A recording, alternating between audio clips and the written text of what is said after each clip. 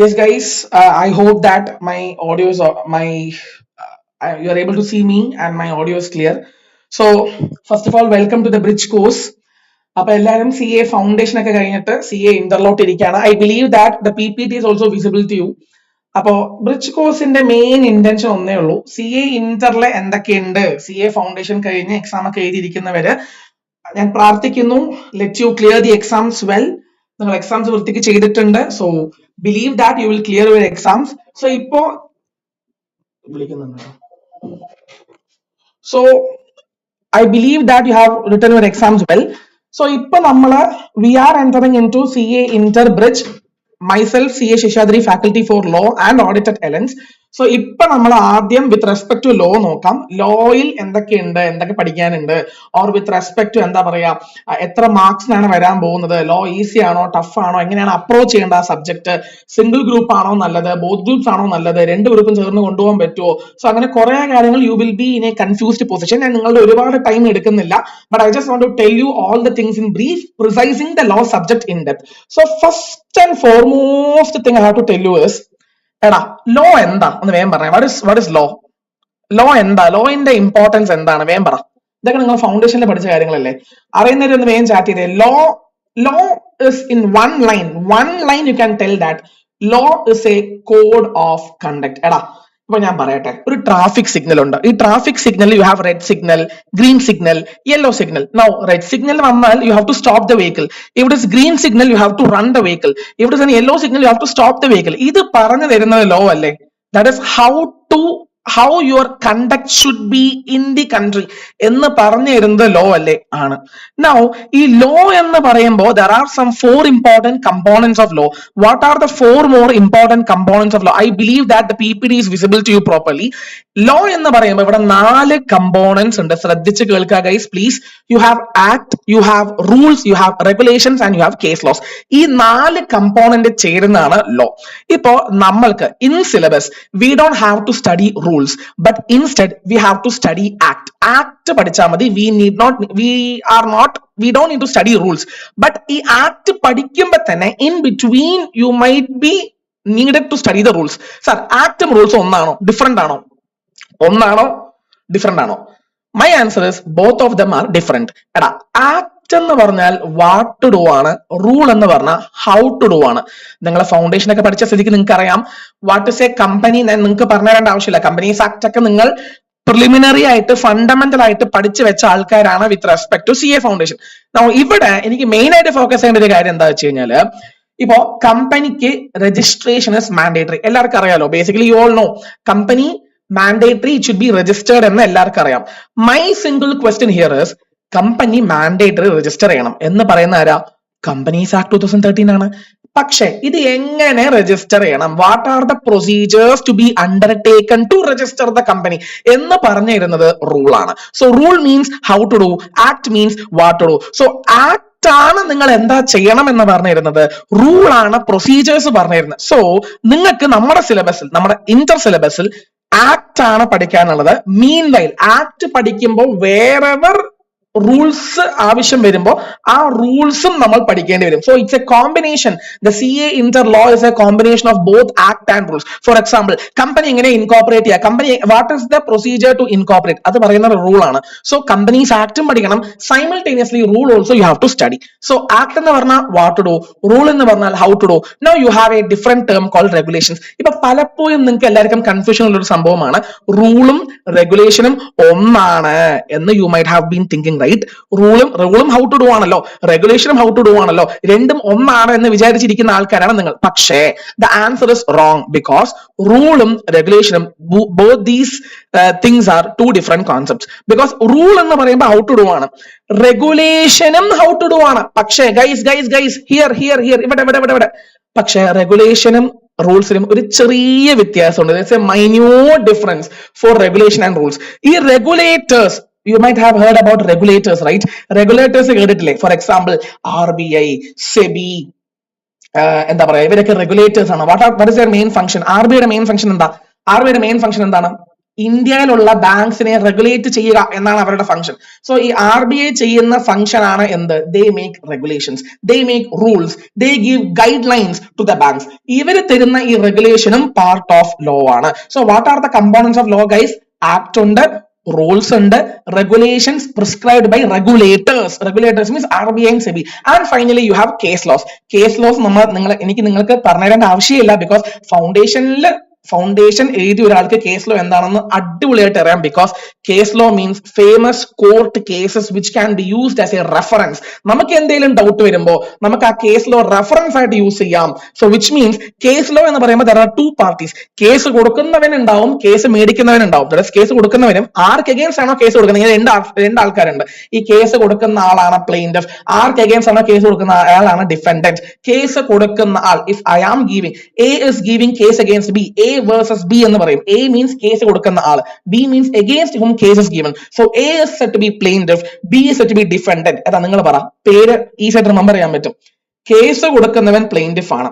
ഇപ്പോ ഒരാള് കേസ് കൊടുക്കുന്നു, കേസ് കൊടുത്തു കഴിഞ്ഞാൽ അയാൾ മിണ്ടാണ്ടിരിക്കില്ല. അയാൾ എന്ത് ചെയ്യും? ഡിഫെൻഡ് ചെയ്യും, right?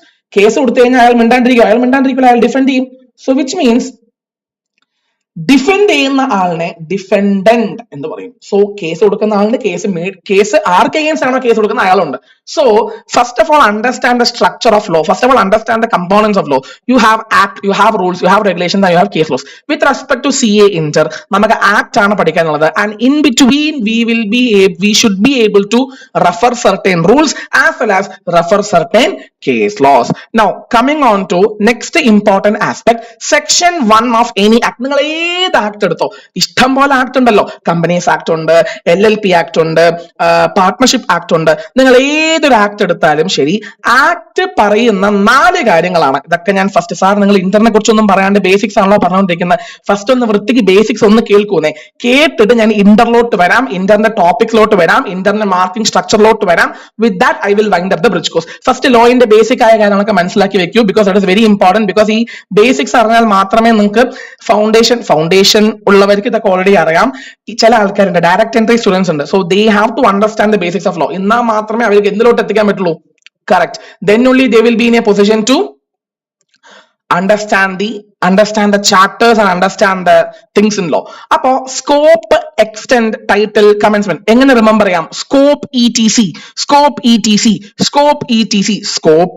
E4 extend, T4 title, C4 commencement. Scope എന്ന് പറഞ്ഞാൽ എടാ ഒരു കമ്പനീസ് ആക്ട് ആർക്കൊക്കെ applicable, to whom it is applicable, what is the purpose of the law എന്ന് പറഞ്ഞിരുന്ന ഘടകമാണ് സ്കോപ്പ്. ആൻഡ് E4 എക്സ്റ്റെൻഡ് എന്ന് പറഞ്ഞു കഴിഞ്ഞാൽ ഞാൻ ഒരു കാര്യം ചോദിച്ചോട്ടെ, Kerala Police Act, is it applicable to all over Kerala, or is it applicable to is it applicable to all over Kerala, or is it applicable to all over India?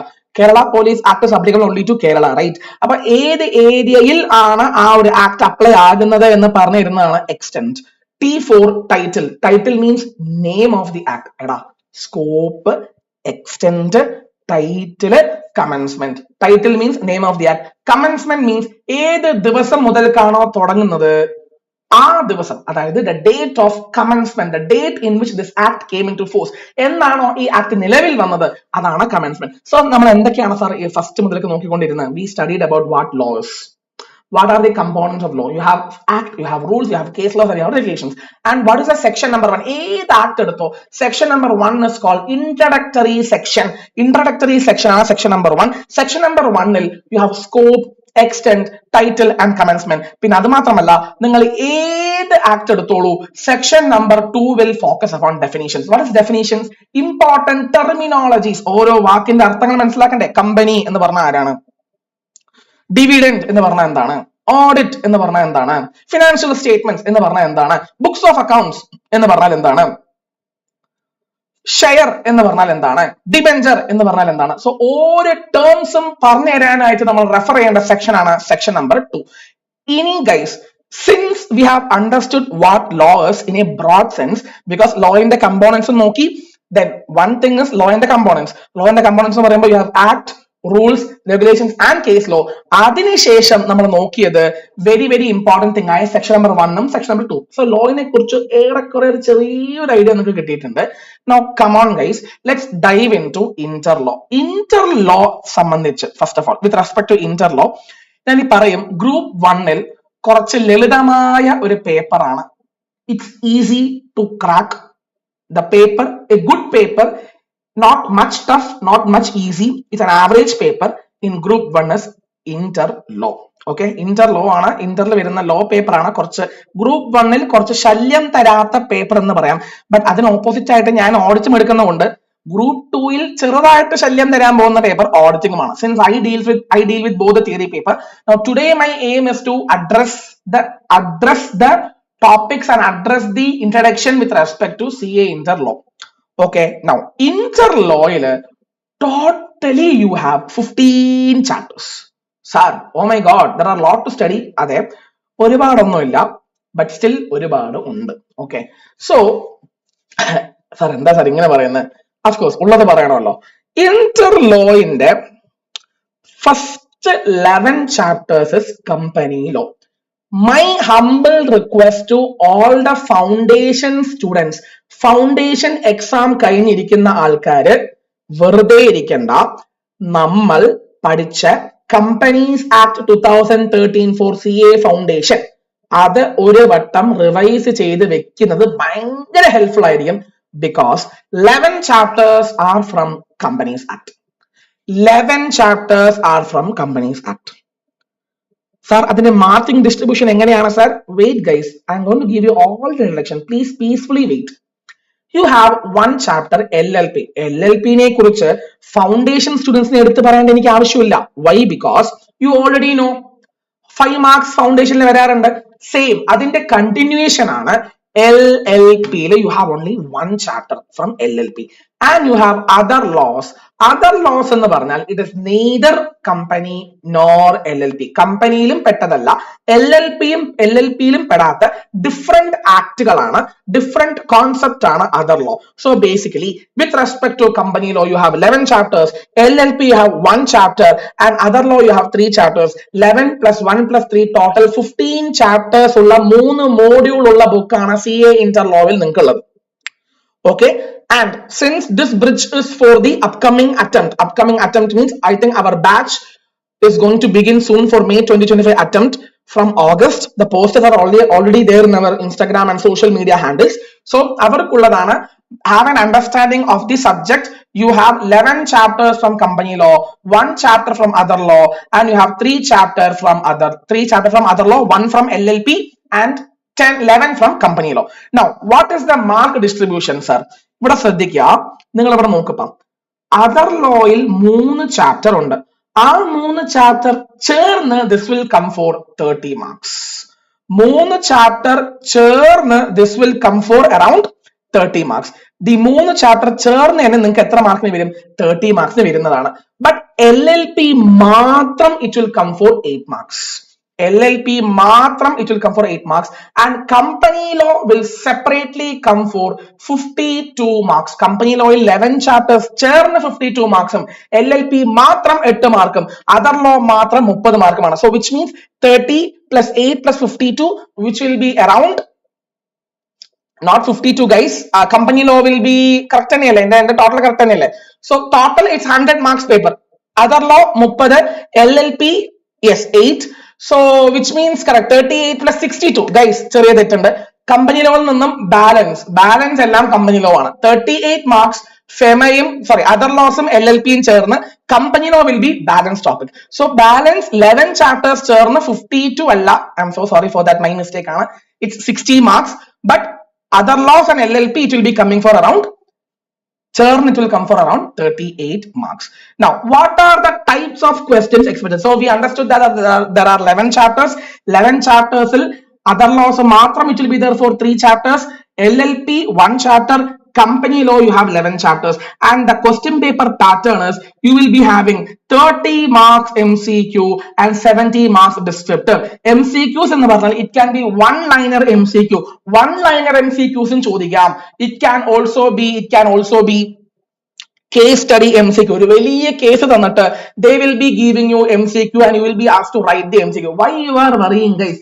നമ്മൾ നമ്മുടെ ക്ലാസ്സിൽ എന്ത് ചെയ്യാൻ പോകുന്നു, how we are going to approach law എല്ലാം next സ്ലൈഡിൽ വരാൻ പോകുന്നുണ്ട്. ഫസ്റ്റ് ശ്രദ്ധിച്ച് കേട്ടുകൊണ്ട് പോവാ. ലോ സബ്ജക്ട് എന്താണെന്ന് ആദ്യം മനസ്സിലാക്കുക. ലോ എന്താണെന്ന് നോക്കി, സെക്ഷൻ 1 നോക്കി, സെക്ഷൻ 2 നോക്കി. Now listen, അതൊക്കെ നമുക്ക് ജസ്റ്റ് ബേസിക് അണ്ടർസ്റ്റാൻഡിങ് വേണം ലോയിനെ കുറിച്ച്. Now ഇന്റർ ലോയിൽ we have 15 chapters. ഈ 15 chaptersൽ നിന്നും 11 chapters company, 1 chapter is LLP, 3 chapters other laws, and together it will be coming for 100 marks, and thereby you can expect 30 marks other laws, 8 marks LLP, and 62 marks for company law. എനിക്ക് ഇതാണ് എനിക്ക് ഏറ്റവും കൂടുതലായിട്ട് highlight ആയിട്ട് പറയേണ്ട കാര്യങ്ങൾ. എന്ത് materials ആണ് CA ഇന്റർ ലോവിൽ നമ്മൾ യൂസ് ചെയ്യേണ്ടത്, or how our classes are going to be. നമ്മൾ ക്ലാസ്സിൽ ഇത്ര കാര്യങ്ങളാണ് യൂസ് ചെയ്യാൻ പോകുന്നത്. That is ICAI text book, Ellen's study kit, RTP, MTP, amendments, previous year question paper and class notes. Sir, what is my approach? Guys, bridge course എന്ന് പറയുമ്പോൾ ഞാൻ ഉദ്ദേശിക്കുന്നത് I'm just going to give an intro. അത്രേ ഉള്ളൂ. ഞാൻ സബ്ജക്റ്റിലോടൊന്നും dive ചെയ്യാൻ പോകുന്നില്ല. I don't want to do that. Okay? I just want to understand how our teaching method is going to be for our CA inter. ഇതില് first and foremost thing is ICAI text book.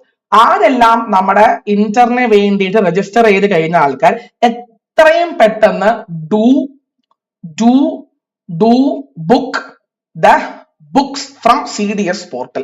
CDS portal എന്ന് പറഞ്ഞൊരു portal ഉണ്ട്. അതിൽ നിന്നും നമ്മുടെ ICAI text book use ചെയ്യുക. Because only if you use ICAI text book you will be able to get marks. Only if you use ICAI text book you will be able to get marks. So first important thing is our studies will be completely based on ICAI text book. Along with you will be having Ellen's study kit. Ellen's study kit എന്ന് പറയുന്നത് അവർ ഫാക്കൽറ്റീസിന്റെ respective work book ഉണ്ടാവും. ഞാൻ പറഞ്ഞില്ലേ, മുന്നേ പറഞ്ഞില്ലേ, case study questions വരും, 1 line questions വരും, descriptive case study type. So അതൊക്കെ നമ്മൾ ഒരുപാട് പ്രാക്ടീസ് ചെയ്തില്ലെങ്കിൽ it won't work out.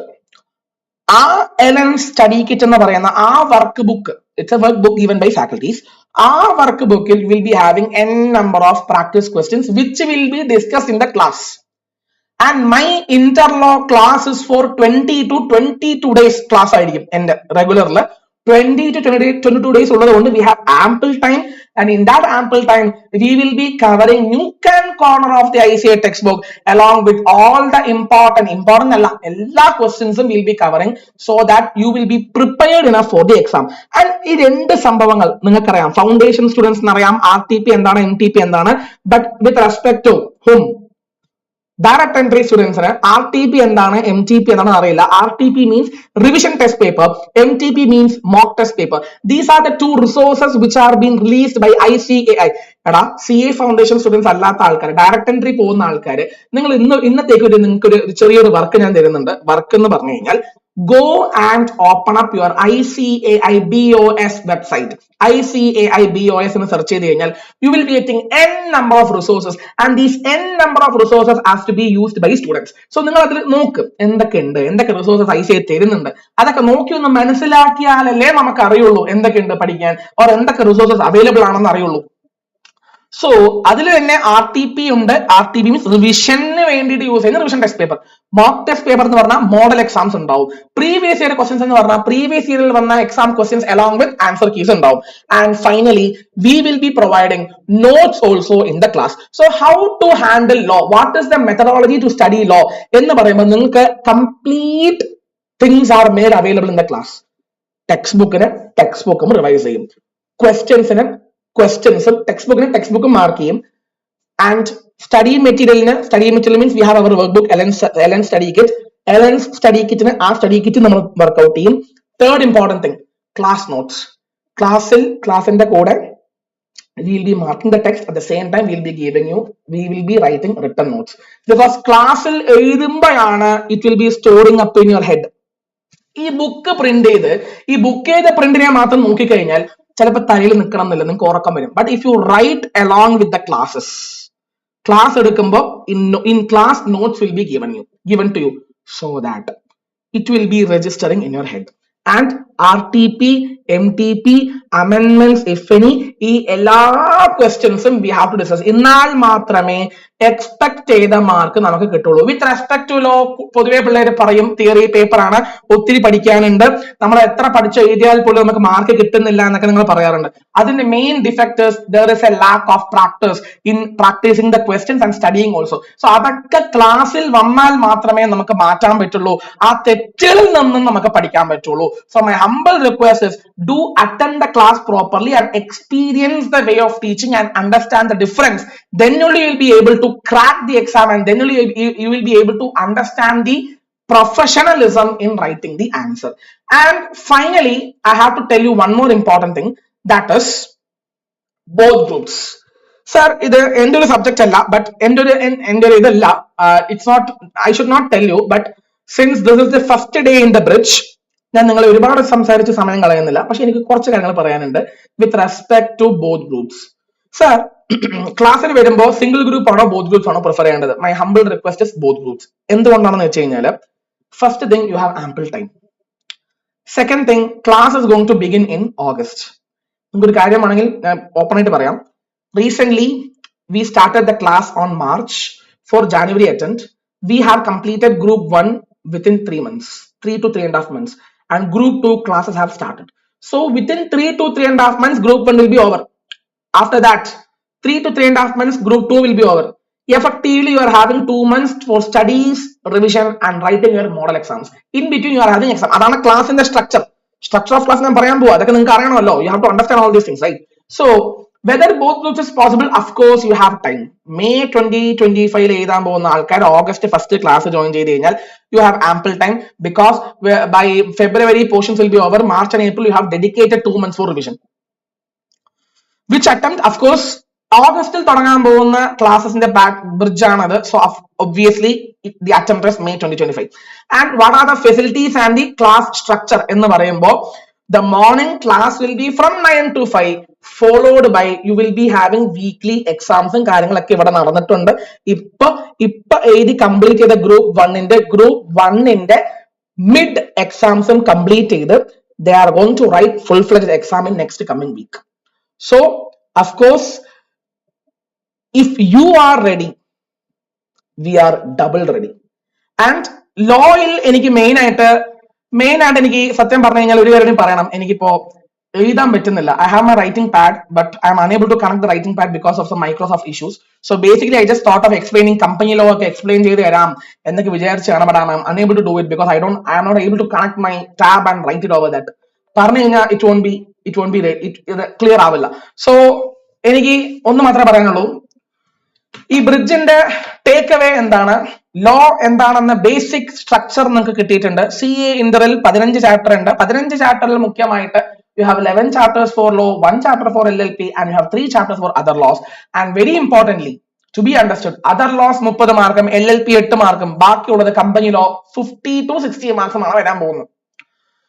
So the class is going to begin from August, and I believe that ഈ ബ്രിഡ്ജ് കോഴ്സിൽ നിന്ന് നമ്മുടെ ക്ലാസ്സിന്റെ സ്ട്രക്ചർ എന്താണ്, എങ്ങനെയാ തുടങ്ങാൻ പോകുന്നത്, എന്തൊക്കെയാണ് പ്രീ റിക്വസിറ്റ്സ്, എന്തൊക്കെയാണ് മെറ്റീരിയൽസ് യൂസ് ചെയ്യേണ്ടത് എന്നൊക്കെ ഒരു ബ്രോഡ് ഐഡിയ കിട്ടിയിട്ട് ഞാൻ സബ്ജക്റ്റിലോട്ട് കടന്നിട്ടില്ല. I can able to understand easily subject. ഞാൻ എങ്ങനെയാണ് ക്ലാസ് എടുക്കുന്നത്, ഓർ എന്റെ സബ്ജക്റ്റിനെ കുറിച്ച് നിങ്ങൾക്ക് അറിയണമെന്ന് വെച്ച് കഴിഞ്ഞാൽ നമ്മുടെ എലൻസിന്റെ ചാനലിൽ my marathon is there for CA foundation. എന്റെ മാരത്തോൺ അപ്ലോഡ് ചെയ്തിട്ടുണ്ട് നമ്മുടെ ഫൗണ്ടേഷന്റെ. So you can very well see that. നിങ്ങൾക്ക് ഒരു ടാസ്ക് കൂടി ഞാൻ പറയാം. Before coming to the class, Companies Act in a marathon I have been put up in our Ellen's channel, CA Foundation Companies Act Marathon. So അതൊന്ന് ചുമ്മാ കണ്ടു നോക്കിയിട്ട് വരൂ, സോ ദാറ്റ് നമ്മുടെ ഫസ്റ്റ് തുടങ്ങാൻ പോകുന്ന കമ്പനീസ് ആക്ട് ആണല്ലോ. സോ നിങ്ങൾക്ക് ഒരു broad idea will be able to get it. Okay, so with this I am concluding my session. So I believe that ഈ ബ്രിഡ്ജിൽ നിന്നും നിങ്ങൾക്ക് മനസ്സിലായി about all the things. So thank you guys. This is